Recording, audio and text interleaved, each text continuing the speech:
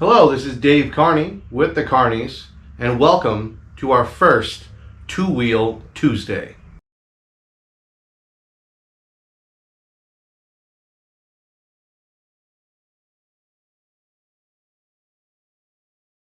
First episode of Two-Wheel Tuesday, and today I would like to talk to you about the stacyc 12E. Now this model is the KTM model. It is the brushless model. We are currently running this on a little bit larger battery than what comes stock. So this is the 20 volt max. We have this in a little bit larger battery and the smaller battery. The difference between it is the amp hours. Now you're going to get a lot more time out of the larger battery versus the smaller battery, but let's break into the bike a little bit. So this bike, while being very light, is also nimble. Little guys love it.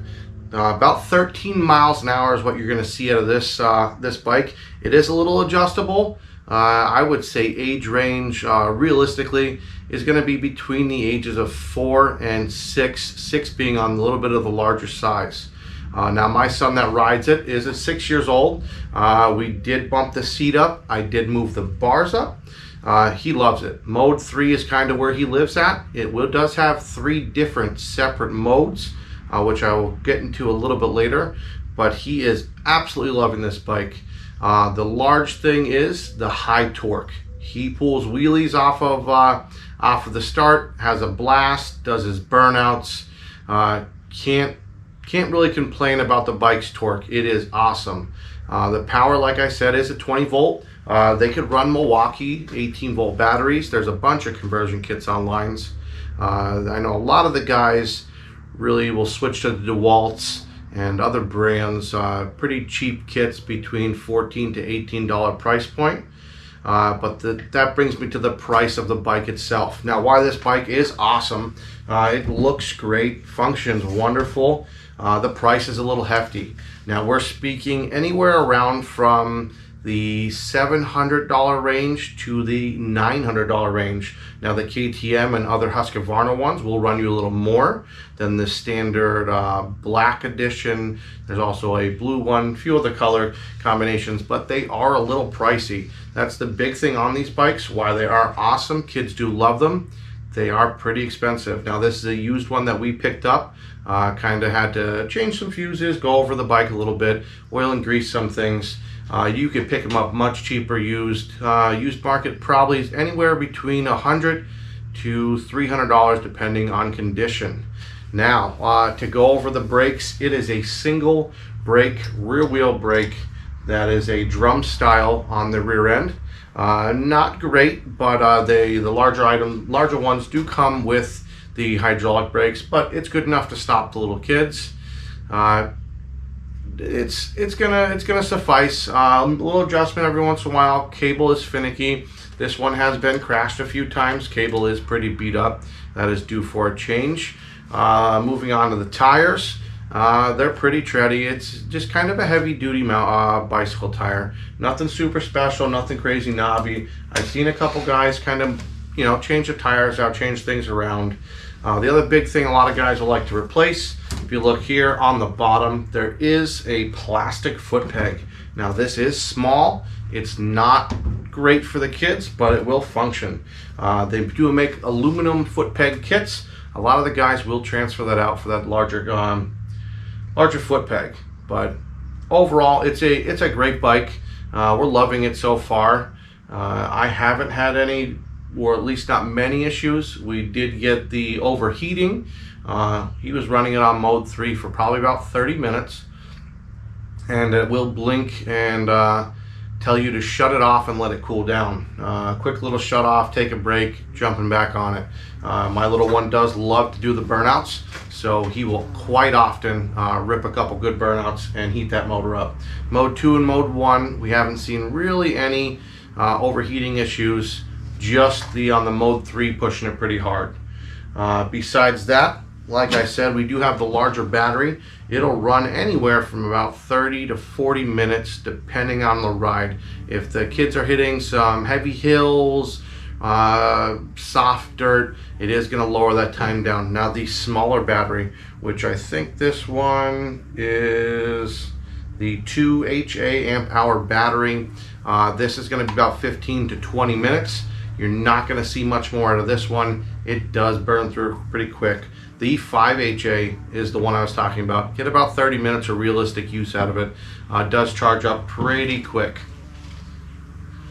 Sorry, Bumblebee. So it does charge up pretty quick. We're seeing about 2 to 3 hours. We're getting a green light. We're not running them all the way down to completely dead. We're running them down probably about the 30-minute mark, pulling them off and charging them. Great little batteries, expensive. About $150, $160 for these batteries, and the charger will run you anywhere around the same $120 price point, Amazon, eBay, stuff like that. But let's get into the bike a little bit. I'm going to show you how to go through the modes, kind of show you a couple of the features on the bike. So we will go over a few things. Battery installation, super easy with your thin battery. You could put it on with the tire in any direction, slap it on, turn it on, you're good to go. However, on the larger battery, some guys do run the Milwaukees. If you have the tire exactly straight, you are going to run in, maybe impede a little bit. It still will get on. Much easier just to turn the handlebar sideways, drop the battery in, and go. Okay? So once we get this in, lock the battery down. Easiest way to change the modes. What you're going to do, grab a handful of throttle, and you're going to turn the bike on. Now you will wait, you're going to see a blinking orange light. Give it about 5 seconds. It's going to come in. You're going to wait 5 beeps. On the 5th beat, you're going to see a couple of those lights. You're going to let it go. Then, between the throttle, you will get your different modes. Mode 1 is red. Mode 2 is orange. Mode 3 is green. Now if you hold it there for about 5 seconds, you're going to hear that beep. That beep means you're on that mode. You let go of the throttle again, and you're ready to go. Now this thing does pack a little bit of a punch. Tiny guys and maybe less experienced riders are going to want to start in that 1 to 2 mode to get used to it. This will lift the front tire up if the kid's not expecting it. That's one thing we found out pretty quick in the beginning. It picks him up and does want to go. But overall, like I said, a great fun little toy. We have seen he weighs about 45 pounds. He scoots right up hills. Not a problem with this bigger battery. He will go, he will ride, kind of takes him wherever he wants. Limitation wise, we really haven't seen it. He's been pushing the bike kind of around. We're going to be having him on the little track later on. We're going to have him putt around the little yard track, kind of get him to see where we can push this bike to. Maybe we could find a quick little failure point. But pretty solid bike for what we got. Like I said, they are expensive. If you're buying it brand new, it is not cheap. For what you can get out of a Razor MX 500 or the MX 650, I don't know if it's going to be worth full price. While they are awesome, the MX even 350 at the 24 volt package is not a bad little starter. This is a great little pit bike. This is what he kind of wanted it for, is to kind of rip the pits. We do a lot of supercross, motocross. He's always looking to just kind of hang out in the pits and rip around. So this works perfect. He enjoys it a ton. But it kind of is what it is. Batteries are much smaller than the Razors, so you do run through them a little quicker. But overall, great bike. Now, let's go into the underpan of this. So it is pretty simple, but you will see a lot of scarring. Now, he is pretty rough. He will go over a bunch of bumps, rocks. He doesn't really care. You're going to see scarring on the battery. Please be careful. These are LiPo batteries. You do not want to break one of these open. Not a great time. They are very well insulated. They seem to take a beating so far. As you can see on the bottom here, we are pretty scuffed up. He is not gentle on his toys. It's definitely taking abusing, but overall good. The brakes I'm not super fond of. We keep having a little issue where the brake will stick every once in a while. Not too big of an issue. I think we just need some new cables. Bearings seem to hold up pretty well, front and rear tire. I know they do some sprocket change outs. and you can get a little bit of modifications stock. Pretty much a good bike. Like I said, the age limit I would put a little bit lower. At 6-7 years old, I think you're pushing it on this. Weight wise, it will still move you around. I mean, it'll move me around very slowly, but I weigh 200 pounds. So it is a pretty fun little bike. Now, handlebar, I know a lot of the guys like to change out the handlebar mount here. They'll get a riser on it. You can kind of push the bars up a little more. This seat post is basically maxed out. We probably have 1/8 of an inch to go higher, but not much more. Pretty overall good bike though, and pretty fun. So we'll go over a little bit of maintenance. Now, chain maintenance, like any bike, you're going to want to go in, lube everything up, and kind of go over all the running gear. This chain is a bit of a pain to remove.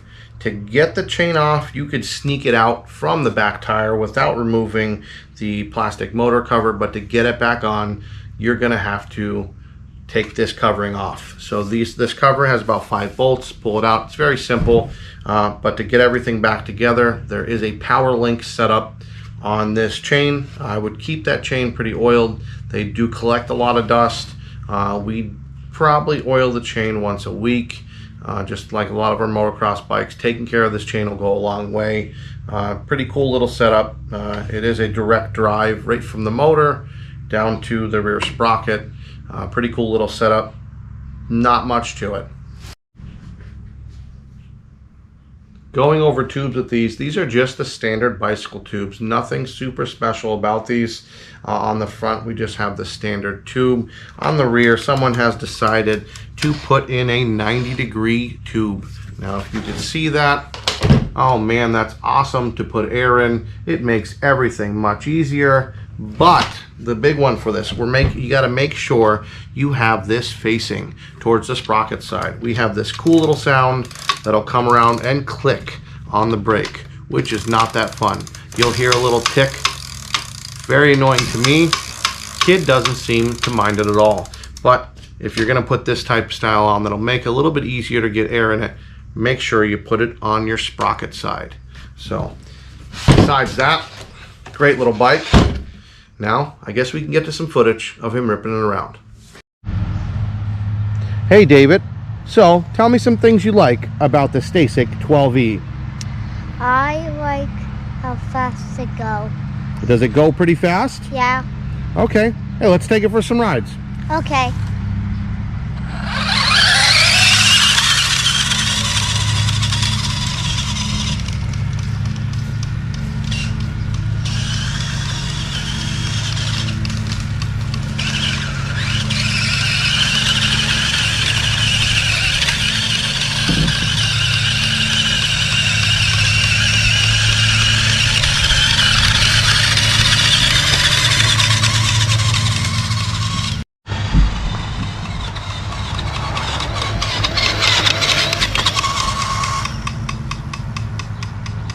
There's that lovely ticking sound. So, like I said, best thing to do is just to put a straight tube on there. Don't get wild with the 90-degree angle tubes.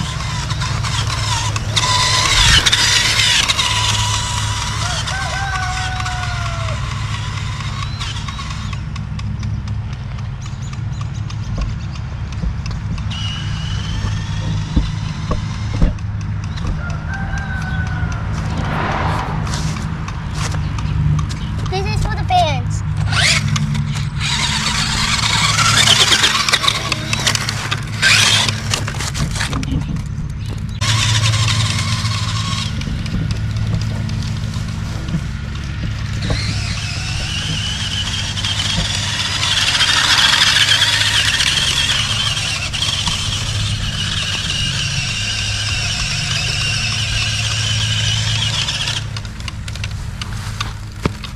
So what do we think?